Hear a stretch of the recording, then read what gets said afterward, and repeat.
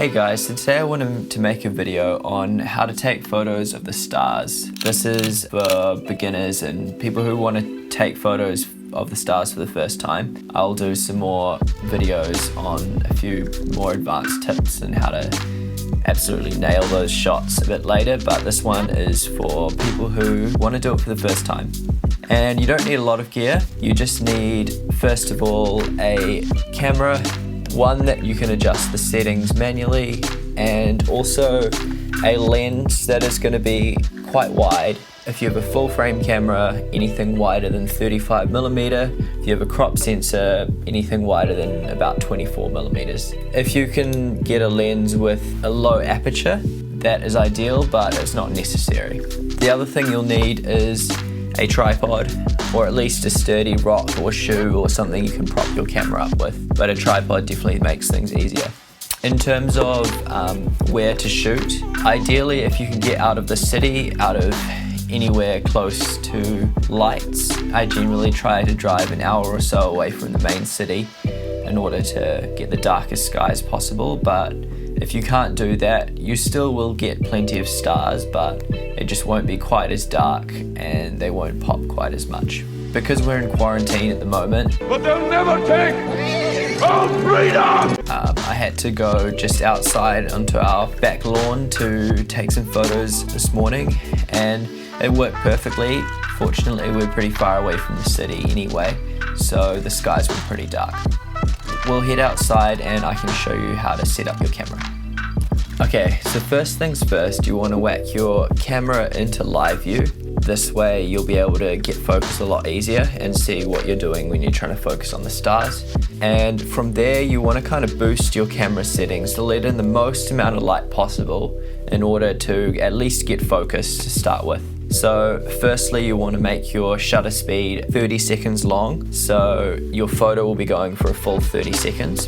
And then you want to drop your aperture to the lowest number that your lens will allow. For me, this is 1.4, but a lot of lenses can only go down to f4 or f2.8, and that's totally fine. It's alright, it's okay. Just drop it down to the lowest possible number that your lens will let you.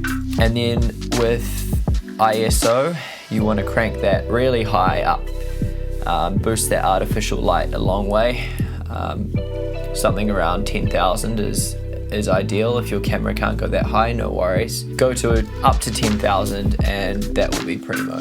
From there, you want to start to get the focus right. To get it at least in the ballpark, get the focus close. A lot of lenses, I don't know if you can see, a lot of lenses have this thing on the top here which shows you whereabouts your lens is focusing. You want to rack that until it's showing near infinity and then pull it back just a little bit so it's not quite focusing at infinity. Okay, so now you must be pretty well in the ballpark. So you want to look up into the sky and find the brightest possible star you can see.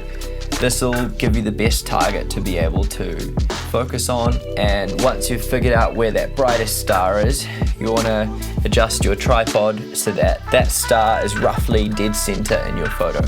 From there, you want to zoom in first to 5 times zoom and see if you can spot that star. Move the zoom point so that that brightest star is in the middle of your frame, and then zoom in to 10 times zoom if you can, or just zoom as much as you can with that brightest star in the middle of your photo, and then just slowly get your lens and turn slightly back and forth until that dot of the star is the smallest it'll possibly be. If it's out of focus, the star will show bokeh and it'll be slightly out of focus. At the point between these two bokehs, when you find that perfect point, the star will be the smallest possible it can be, and that means that you should be in focus. And once you got that star in focus, you can look for the composition you want. You can try and frame up the Milky Way, or have a subject with the stars in the background. Once you've done that, you want to dial in settings which will be right for your photo. This kind of all depends on where you're out shooting, how much light there is in the sky, if there's any moon or not. Your best chance is to go when there's no moon at all. I'll put some pretty general settings here so that you've got something to follow, but you might have to play around a little bit depending on your gear, depending on how much light there is, and just see what works for you, but at least this will get you in the ballpark. Once you've done all that, you want to set up your camera so it has a 2-second timer. That way when you press the button down, it's not going to cause a minute shake and ruin your photo. So once you got that 2-second timer, you're good to go.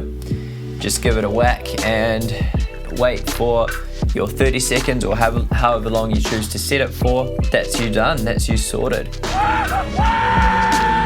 I'm not going to go into detail with editing at this stage because I am going to upload another video pretty soon on how to edit your Astro photos, because that's a whole nother ball game. But I will show you now my before and after of the photos we took this morning, and I hope you were able to take the photo you were after today, and stay tuned if you want to see my editing video for how I edit my Astro photos.